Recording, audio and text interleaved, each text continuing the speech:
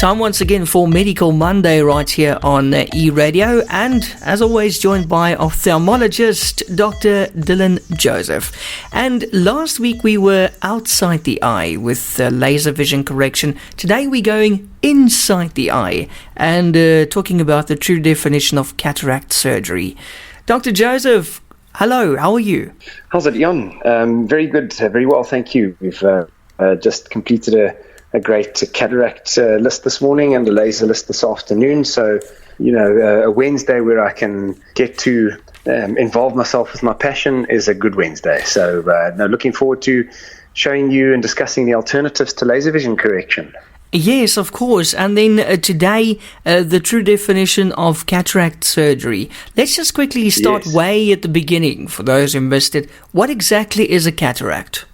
The lens inside the eye is very similar to a lens inside a spectacle. But this lens in the eye has the ability to change shape. And this lens lies just behind the colored part of our eye, called the iris. And in the middle of the iris, you've got the pupil. And the pupil is where the light rays travel through. So as they've gone through the pupil, they go through the lens.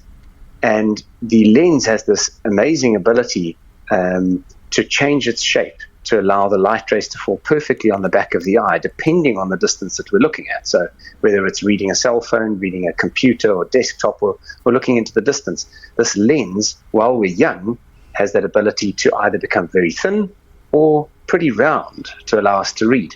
So as we start hitting our 40s, mid-40s, early 50s, we start undergoing a process called dysfunctional lens syndrome.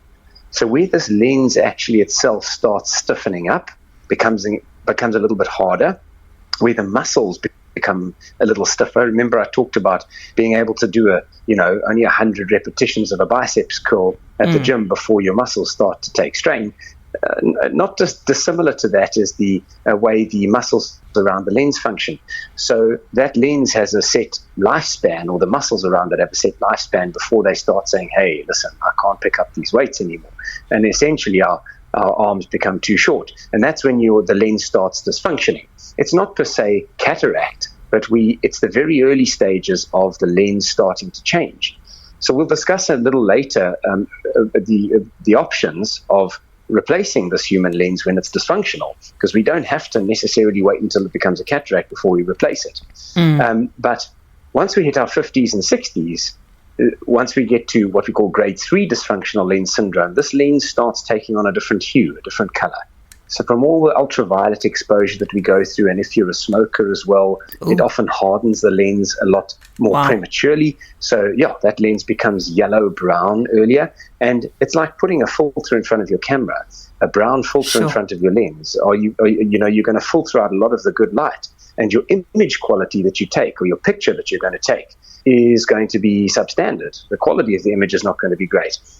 Now, very interestingly, the brain has an amazing ability to compensate for that decrease in vision quality, or compensate for the contrast loss or the loss of color, especially if it happens at a very similar rate in both eyes. So if your vision quality is degrading over time and it's happening at a similar rate in your left and your right eye, the brain has the ability to just say, okay, well, this must be normal. Let's carry on as normal. And then you keep on wearing your spectacles until you get to a point where now you're cleaning your specs more and more, you're turning up the bedside light to see a little bit better, and people say, hey, hang on, my night vision is not great anymore. I'm starting to see glare and halos around oncoming lights, which I never experienced. And this is when you start developing what is called a cataract. And that's clinically significant. So as a refractive surgeon, and I tell all my patients two things. Or I get them to answer two questions when they are ready for cataract surgery. One, do you want to improve your vision quality? And is this going to improve your quality of life? And secondly, do you want to reduce your dependency on spectacles or contact lenses if you wear them? So that makes the journey or the questioning process a lot more simple for the patient to answer, rather than waiting for a cataract to mature to the point where we've got serious visual loss. A patient can now make those choices themselves. Do they want to improve their vision? Do they want to reduce their dependence on specs and contacts? So now, Dr. Joseph, people come to you and let's say, for example, they've got a cataract. What exactly... Okay, now you're going to perform surgery. What exactly is it? How does it work? So the surgery is done nowadays under conscious sedation, which means you have a drip up, you're nice and drowsy, we put lots of numbing drops onto your eye. I think people's fear around cataract surgery is that it's going to be sore, one, that it's going to be uncomfortable, and two, that how on earth are they going to keep their eyes open? It's the same that we said about laser vision correction last week. Those things you do not need to worry about at all. We look after you from a pain perspective, and we keep your eye open. So conscious sedation really keeps you on a bit of a level, a trip, so to speak, so that you don't feel pain. And it also, the medication that our anesthetists use have the ability to take away your short-term memory. So people don't associate the experience as negative. And then they often say that they're looking forward to their second eye being done.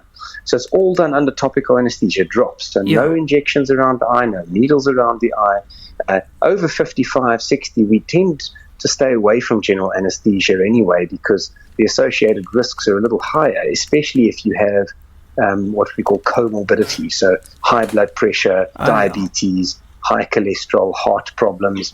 So we'd far prefer to keep you awake. And at the end of the day, people sail through the surgery and the recovery is exceptionally quick. So, the next day we see you in the clinic, we give you a schedule of drops to use for 3 to 4 weeks, and you're up and away and back to your normal routine. Yeah, that's amazing, eh? Now, next question is, what is customized lens exchange?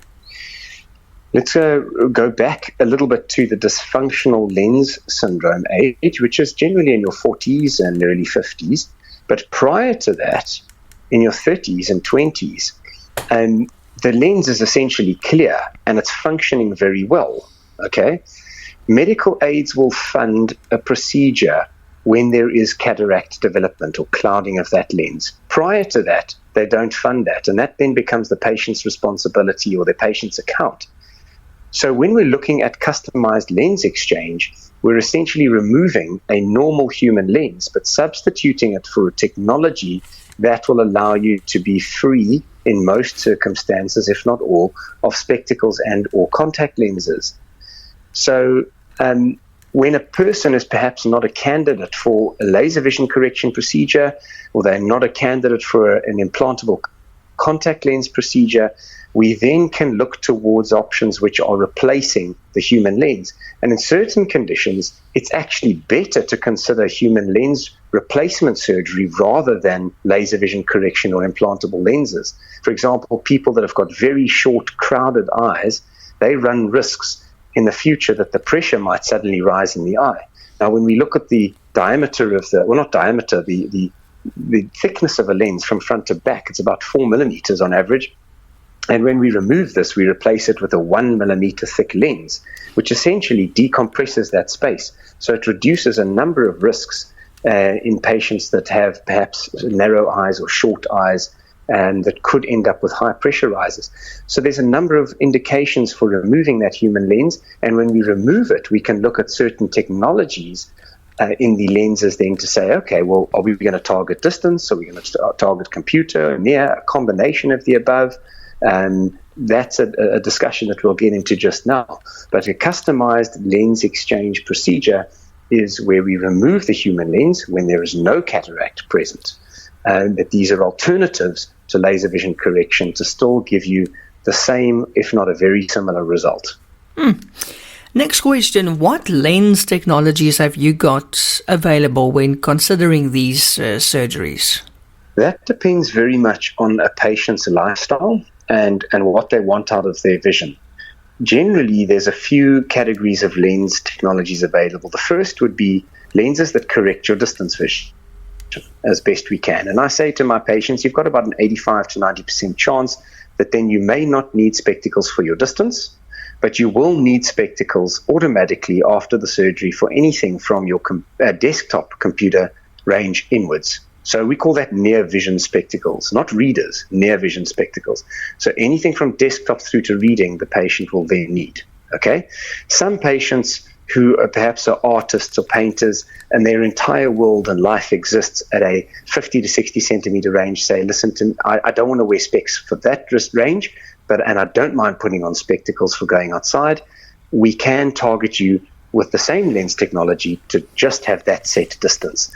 But there are very few people that operate at 90% of their day at that distance. So we often have a really candid discussion as to the different visual ranges that are important to them, and we end up targeting often something called blended vision. Now, blended vision is where we take the dominant eye, the brain's dominant eye, and allow it to see distance and desktop range, and then the non-dominant eye to see desktop range and computer. And there are really great technologies now available which work on what's called the zoom corridor or extended depth of focus, EDOF or EDOF lenses, which can improve the functional range of vision, essentially getting you to a point where you're spectacle independent broadly. It is very important, however, that one discusses the phases that the brain needs to go through to adapt to this lens technology. And lastly, we have a technology called trifocal technology, and some lenses combine now trifocal with extended depth of field technology. Now, most people panic and say, hang on, if it's a trifocal, does that mean that there's a progressive zone in the lens? Do I have to look up and down like I use my multifocal spectacles to look at the computer or look at a book or look in the distance? No, it doesn't work like that. These lenses have very specific set focal lengths. So you're in focus at 40 centimeters, you're in focus at 60 centimeters at the desktop, and you're in focus at distance. Once again, there are compromises to these forms of technology, and it's vital to sit down and have the discussion with your patient about what technologies have what compromises and where is the patient prepared to compromise in their lifestyle, what's going to work out best for their chosen tasks and their occupation. And so, we often have like a flow diagram where we sit and work out with the patient. That's why history is so important, taking into account what they do. And that's where we talked about or touched on that Vivior lifestyle monitor a few episodes ago, where if a patient is uncertain, we can actually fit this artificial intelligence monitor to their spectacles. They go home for 4 or 5 days and they collect visual data for us to actually show us how much time are they spending reading, how much time are they spending at the computer, and how much time are they spending distance. We graph it for them. We can then show them. It gives them an objective and subjective reading of their data that they're needing on a day-to-day basis. And it makes their decision to choose a specific lens for their lifestyle a lot easier. And they're therefore prepared to maybe compromise on certain aspects of those technologies because they know that it's going to improve their functionality so much more. That's so fantastic. Thank you once again, ladies and gentlemen. That was Dr. Dylan Joseph. That's where you're supposed to insert an applause here somewhere now. Dr. Joseph, how do we get in touch with you? Ian, our website is www.drdylanjoseph.com. You can contact our offices directly and speak to Mariska on 044-150-0085, or her email address is info@drdylanjoseph.com. You can also find us on Instagram and Facebook, and as mentioned earlier, on YouTube, where we have a whole bunch of educational videos for you. Oh, that's nice. I'm definitely going to go and check out your YouTube channel. Looking forward to that.